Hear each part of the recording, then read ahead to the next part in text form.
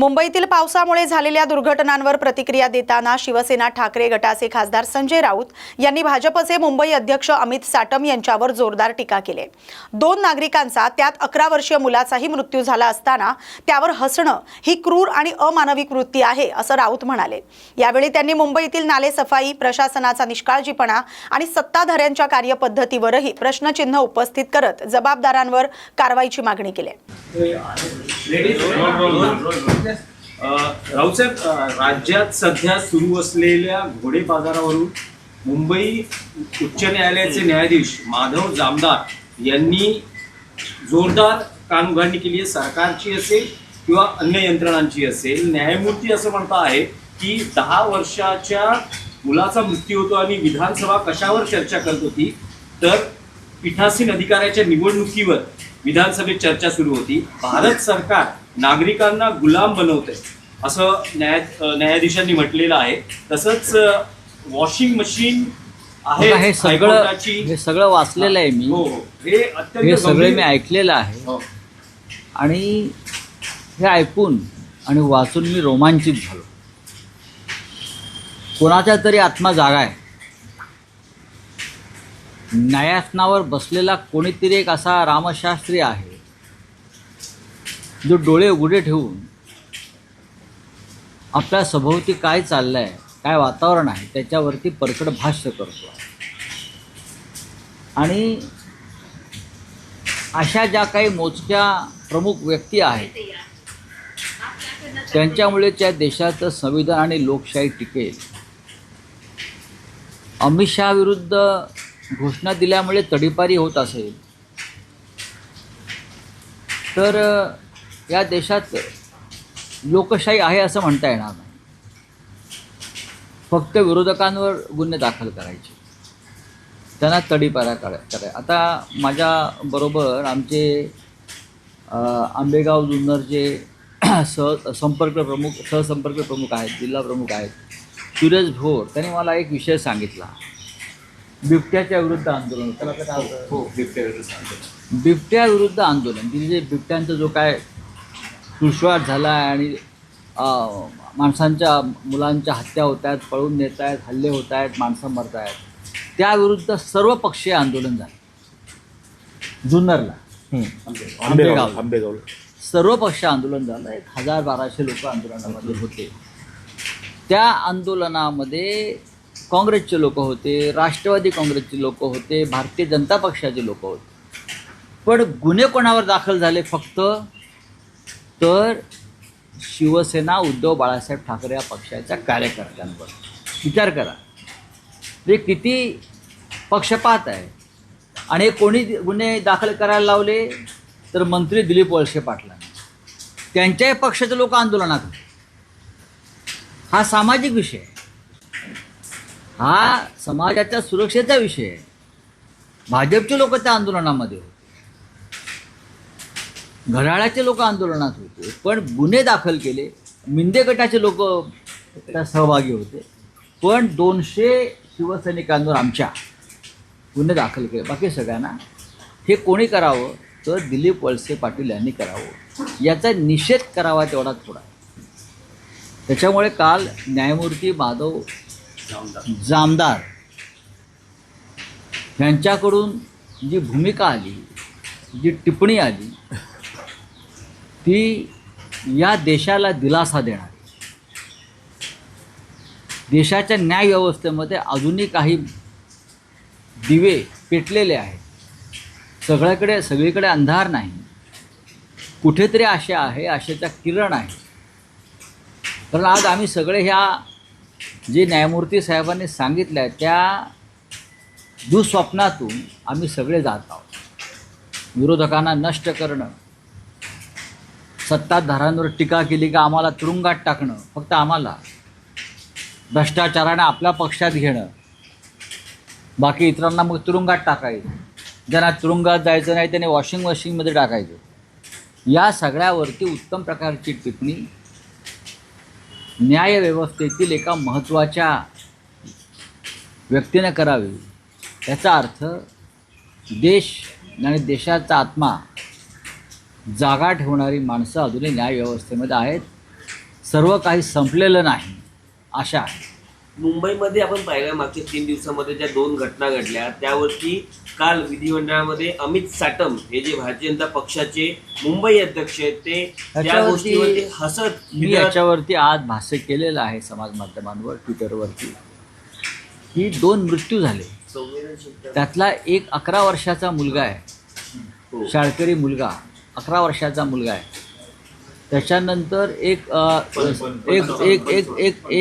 Citizen, senior citizen आहे मला वाटतं. 2 मृत्यू झाले, अनेक जण जखमी झाले.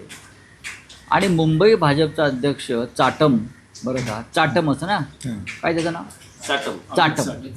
चाटम, बरं का, तर तो निर्लज्जपणे हसून, काल झाड पडलं, काल झाडात एक माणूस मेला, आज मॅनहोलमध्ये मेला, असं निर्लज्जपणे दात वेंगाडून हसतो. ही किती क्रूरता आणि विकृती आहे. या पक्षाचा अंतरात्मा किती क्रूर आहे आणि विकृत आहे भारतीय जनता पक्षाचा.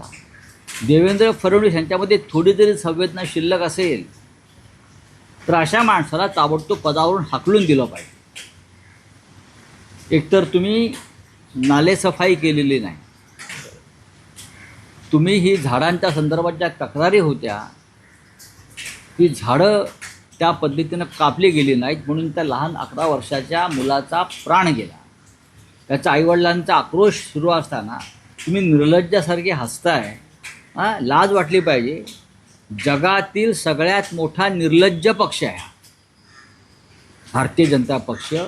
हे काल त्या मुंबईचा त्यांचा जो अध्यक्ष आहे चाटम त्यांनी दाखवलं. काय झालं की शिवसेनेमुळे झालं. अरे वर्षभर तुम्ही आहात ना, आता त्याच्या आधी 3 वर्ष तुमचं प्रशासन आहे ना, ठेकेदारांचे राज्य तुम्ही चालवलं आहे. तिकडे 104% नालेसफाई झाली म्हणे. 100% नाही, 104%. काय हे वरचे 4% कोणाचे कमिशन आहे? 100% नालेसफाई होते हे बोलू शकतो. 104% 4% कमिशन आहे, बोनस. कुठे झालं नालेसफाई? मुंबई तुंबली आहे. आर्थिक राजधानी या देशाची आहे ना. तुम्ही मुंबईचं काहीतरी वेगळं करायला निघालेलं आहात ना अडाणीच्या मदतीनं. आणि मुंबईची ही अवस्था. माणसं वाहून जात आहेत, गाड्या तरंगत आहेत. अमिताभ बच्चनच्या घरात पाणी गेलेलं आहे. बिग बी त्याच्या खाटेवरती पाय वर करून बसलेले आहेत, पाणी आलं म्हणून. काय झालंय काय? आणि निर्लज्ज पण हसतंय माणसं मेल्यावर.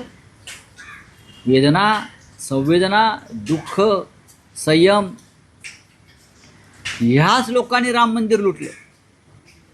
हे अशा ज्या विकृतीचे लोक आहेत चाटमसारखे, तेच लोक अयोध्येत आहेत. आणि ह्यांच्यामुळेच राम मंदिर लुटलं गेलं आहे. इथे मुंबईची तिजोरी लुटली जनतेची, तिथं राम मंदिर लुटलं. निर्लज्ज पक्ष आहे. पण राऊत साहेब, गेल्या काही दिवसात ज्या घटना घडलेल्या आहेत आणि ज्यात अनेकांना आपल्या प्राणांना मुकावं लागलं आहे, आता महापालिका कारवाई अशी करते की त्या अधिकाऱ्यांचं निलंबन होत आहे. महापालिका आयुक्तांना हटवा किंवा त्यांच्यावर कारवाई करा. आयुक्तांचा संबंध काय? अशी मागणी याच्यामध्ये खरं म्हणजे नगरविकास मंत्र्यांना हटवायला पाहिजे. नगरविकास मंत्री जे आहेत त्यांच्याच पक्षाचे उपमहापौर ते म्हणतात की आयुक्तांना हटवा. आयुक्त IAS अधिकारी आहे. या मुंबई महापालिकेत गेल्या काही काळापासून जे ठेकेदारांचं राज्य सुरू झालेलं आहे ते राजकारणांमुळे सुरू झालं. आयुक्तांमुळे नाही. आयुक्त मेट्रो वुमेन ज्या होत्या चांगलं काम करणाऱ्या अधिकारी आहेत माझ्या माहितीप्रमाणे, पण त्यांचं अपयश असं आहे की त्यांना हे ठेकेदारांचं राज्य मोडून काढता आलं. त्यांनी ते राज्य मोडून काढलं पाहिजे होतं, ठेकेदारांचं राज्य. ज्या मेयर आहेत त्यांनी नालेसफाई खरोखर केली आहे की नाही त्यांच्या नेतृत्वाखाली? मुळात ते महापौराचं कामच नाही आहे. हे तुमचे मुलुंडचे नागडे पोपटलाल महापालिकेत जातात आणि बांगलादेशींना हटवा. हे काय महापालिकेचं काम आहे? दबाव आणतात महापालिकेवर. त्या आयुक्तांच्या बाजूला बसतात, मेयरच्या बाजूला बसतात, चित्रविचित्र हावभाव करतात. आयुक्त हे सण कसं करतात ही आयुक्तांची चूक आहे. बांगलादेशींना हटवणं हे अमित शहांचं काम आहे. अमित शहा अपयशी आहे. गृह खात्याचं काम आहे, हे काय महापालिकेचं काम आहे? महापालिकेचं काम आहे पावसामध्ये नाले सफाई करणं, साफसफाई करणं, आरोग्य व्यवस्था देणं, लाईट देणं, रस्ते करणं. बांगलादेशीनं हटवणं हे तुमच्या सरकारचं, म्हणजे गृह खात्याचं अमित शहा अपयशी आहेत मिस्टर पोपटलाल. नाही, पण महापालिकेतले राजकीय पक्ष असं म्हणता आहेत किंवा प्रशासन असं म्हणतंय की यांचे अपघातात मृत्यू झाले, घटना दुर्दैवी आहे. पण तुम्ही असं म्हणता का, तुम्हाला असं वाटतं का की हे अपघातात झालेले मृत्यू आहेत? नाही, हे हा सदोष मनुष्य, मी सांगतो ना, हे सदोष मनुष्यवधाचे गुन्हे आहेत. सदोष मनुष्यवध. तुमचं लक्ष नाही, तुम्ही बेफिकर आहात, तुम्ही भ्रष्ट आहात, तुमचं नियंत्रण नाही. अपघात होतात कसे? 11 वर्षाचा लहान मुलगा निष्पाप बळी गेला. श्रीवास्तव नावाचा जो मुलगा आहे, विहान श्रीवास्तव, त्याचं लहान चेंडू घेऊन त्याला अंत्यसंस्कार त्याचे केले. तो क्रिकेट खेळायचा. कसले अपघात म्हणताय तुम्ही? कोणामुळे झाले अपघात? अपघात का सहज होतात? तुमच्या भ्रष्टाचारामुळे आणि तुमच्या मस्तवालपणामुळे अपघात झाले. आणि दात वेंगाडून हसताय. कोणाची चेष्टा करताय? मृतांची चेष्टा करताय? त्या लहान मुलाच्या आईबापाची चेष्टा करताय? तुझा म्हातारा वाहून गेला त्याच्या घरच्यांची चेष्टा करताय? ह्याला निर्लज्जपणा नाही म्हणायचं तर काय म्हणायचं? परत तुम्हाला शिव्या घातल्या का वाईट वाटतं? तुमची लायकीच आहे ती शिव्या खायची. तुडवलं पाहिजे तुम्हाला रस्त्यावर लोकांनी. नाही, पण राऊत साहेब, यात काय होतं आहे की यात काही होत नाही. यात असं होतंय की जेव्हा हे प्रश्न सत्ताधारी भाजप, शिंदे शिवसेनेला विचारले जातात तेव्हा भाजप भूतकाळातल्या शिवसेनेचा संदर्भ देते की भूतकाळात शिवसेनेची सत्ता असतानाही असे अपघात हे झाले. बदमाश लोक आहेत. आता तुमच्याकडे लोकांनी काय करायचं? लोकांनी काय करायचं? लोकांनी यांना चपला मारायच्या. अहो गेले 6-7 महिन्यापासून तुमच्याकडे सत्ता आहे. त्याच्या आधी 3.5 वर्ष तुमच्या हातात सत्ता आहे प्रशासनाची आहे ना. यात शिवसेनेचा काय संबंध आला सांगा? तुम्हाला नाले सफाई करण्यासाठी जर तुम्हाला 25 वर्षापूर्वीचा इतिहास काढावा लागत असेल तर तुम्ही मुंबई महानगरपालिका चालवायला नालायक आहात. तुम्ही राज्यच करू शकत नाही महाराष्ट्रात आणि शहरामध्ये. हे काल गिरीश महाजन काल नियंत्रण कक्षात बसले होते कॅमेरेवाले घेऊन सगळे. हे काम आहे काय असं पद्धती? काय तमाशा चालला आहे मुंबईचा, महाराष्ट्राचा? नौटंकी चालली. लुटालूट राम मंदिरापासून मुंबईपर्यंत सर्वत्र. बोले क्या है? पत्रकार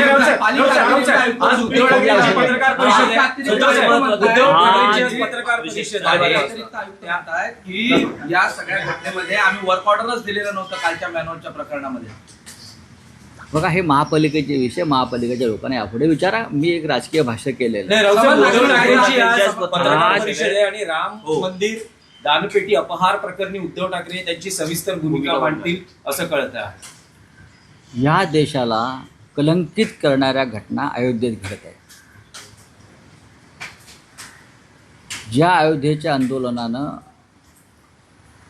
आणि प्रभू श्रीरामाच्या प्राणप्रतिष्ठेनं या देशाची अस्मिता चमकून निघाली होती, तिथे आज स्वतःला हिंदुत्ववादी मानणाऱ्यांनी जो रामाचा ताबा घेतला, अयोध्येचं अंडरवर्ल्ड केलं. आज अयोध्या एका अंडरवर्ल्डपेक्षा कमी नाही आहे. अयोध्येमध्ये गुंडांचं राज्य आहे आणि दरोडेखोरांचं राज्य निर्माण केलं भारतीय जनता पक्षाने. दानपेट्या लुटल्या. दानपेटीतून थेट 550 कोटी रुपये लुटले. हे उघड झालं. आणि हे सगळे लुटमार करणारे लोक भारतीय जनता पक्षाशी संबंधित आहेत. लोकांच्या मनामध्ये अस्वस्थता आहे, चीड आहे, पण लोक व्यक्त करायला घाबरत आहेत. ब्रजभूषण शरण सिंग, बागेश्वर बाबा यांनी सांगितलं आहे, बोललो तर आमचे प्राण जातील. एवढी दहशत कोण आहे? अयोध्येच्या अंडरवर्ल्डचा दाऊद इब्राहिम कोण आहे? ब्रजभूषण शरण सिंग जरी घाबरत असेल तर मी घाबरणार नाही. मी अयोध्येत जाऊन सांगेन इकडला दाऊद कोण, मी सांगेन ना. इकडलं अंडरवर्ल्ड कोण चालवतं अयोध्येत हे मी सांगायला तयार आहे. पण स्वतः संजय राऊत अयोध्येत जाणार आहेत का उद्धव ठाकरेंसोबत? आज शिवसेना पक्षप्रमुख उद्धव ठाकरे यांनी पत्रकार परिषद बोलवलेली आहे.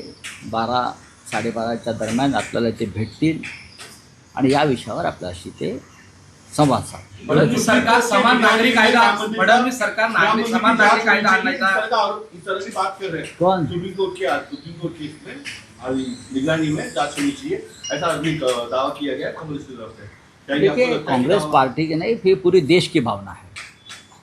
अब सुप्रीम कोर्ट के निगरानी में जांच होगी तो सुप्रीम कोर्ट निष्पक्ष है क्या? सुप्रीम कोर्ट भी उनके नीचे काम कर रहा है ना.